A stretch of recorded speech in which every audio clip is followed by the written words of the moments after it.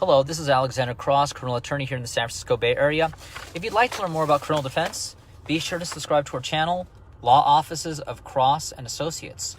So we received an interesting inquiry here on our YouTube channel.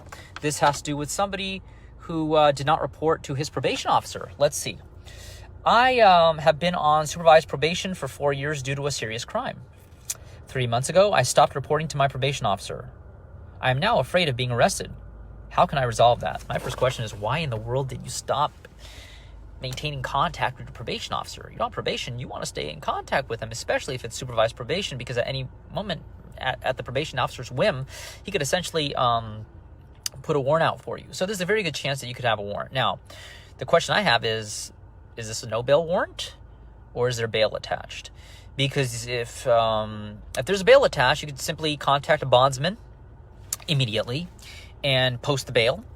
He'll take you down there to the station, they'll post the bail, and they'll give you a new court date, and you don't have to worry about being arrested. That's the quick, easy option. Now, if there is no bail attached, then you might have a problem. There, you're going to have to contact a criminal defense attorney. The attorney is going to have to add the matter on calendar to talk to the judge to see what can be done to lift that bail. The judge might say, no way, not a chance, in which case there's a good bet that you might have to go into custody, and you might have to set a hearing regarding revocation of probation. And really, a lot of this is going to depend on, number one, the seriousness of the original crime for which you were put on probation for. But what's also going to be necessary to know about, what I would need to know about, is, what was your reason for not reporting to the probation officer? Did you have an emergency, or you had to leave the country? And even if you did leave the country, why didn't you call your probation officer? Did you call your probation officer and he just flipped out on you?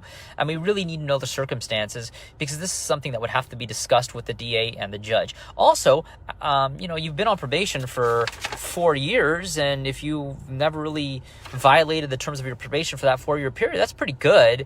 So I think this is something that we would definitely have to discuss with the DA, discuss it with the judge. Generally speaking, here in the state of California, you get anywhere from 3 to 5 years probation. So, you did the vast majority of your probation on your 5-year term.